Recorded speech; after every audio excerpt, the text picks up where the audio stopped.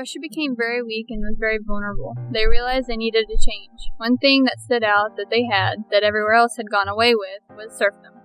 On March 15, 1861, Alexander II emancipated the serfs. But what occurred next was far from what the serfs thought would happen.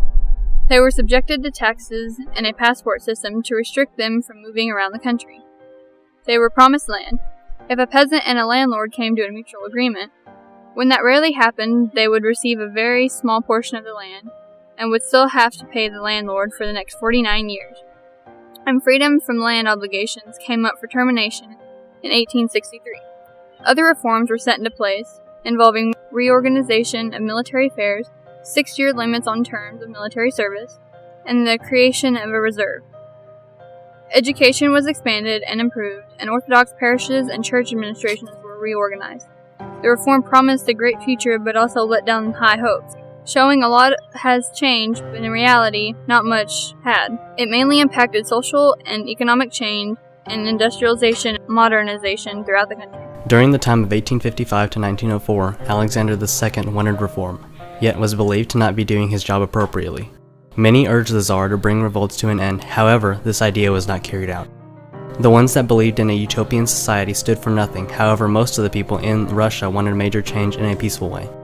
Because of that, there were many revolutionaries such as the Intelligentista, who in 1881 formed together and assassinated Alexander II, leaving his son Alexander III as the new emperor of Russia, who came to be a strict ruler and had many officials watch over the people of Russia. He detested Poles, Jews, and Germans, causing anti-Semitism to flourish amongst the people.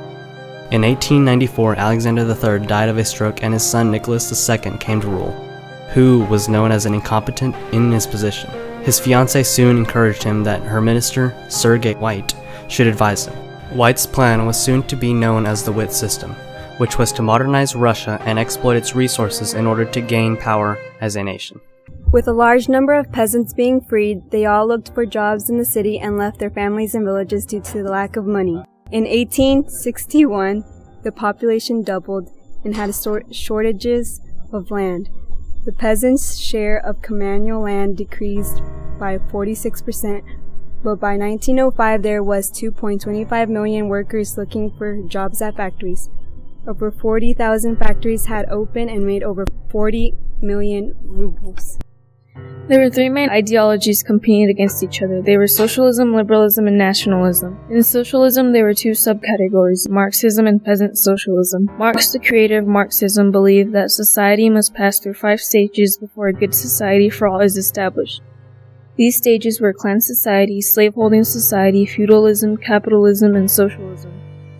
Marx believed that another great revolution needed to happen to pass Russia from capitalism to socialism. Peasant socialism was based off the idea that instead of education or going to the people, organization and revolutionary activity were the correct weapons for effecting radical change in Russia. The leaders of peasant socialism believed that Russia could avoid some of the worst evils of capitalism as it had developed in Europe by moving from its present agricultural semi-feudalism system to socialism, drawing heavily on the peasantry and the socialist experience with the peasant commune. In the 1890s, the first decade of the 1900s, the peasant socialist movement spread rapidly and its followers formed the Socialist Revolutionary Party, becoming a main rival of the Marxists from then on. Liberalists, unlike the socialist parties, opposed using violence and wanted peaceful evolutionary reform.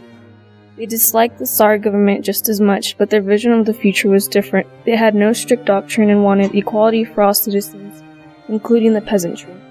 They also wanted benevolent and socio-economic reforms with no infringement of private property, free trade, and some form of representative government through a constitution or some other mechanism.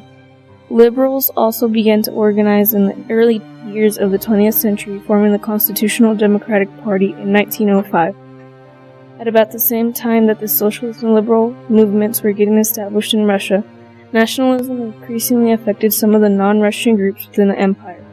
For example, Polish demands for the reestablishment of an independent Poland recurred throughout the 19th century, culminating in the rebellions of 1830 and again in the 1890s. These threads of disaffection within the Russian state, socialism, liberalism, and nationalism, began to come together in the early 1900s to threaten the Tsardom. Alexander II, Alexander III, and Nicholas II. They emancipated the serfs, transformed a social economic system that had predominated for almost 250 years.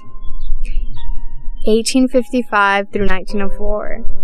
By 1900, Russia was partly industrialized, had rich natural resources, and had the basis to become a powerful modern nation.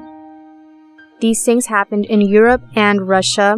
Backward and inefficient agriculture acted as a brake on the economy. It helped in accelerating modernization of Russia's society and economy. If only Russia had changed as much politically as it had socially and economically, there would have been a way to solve the issues it had.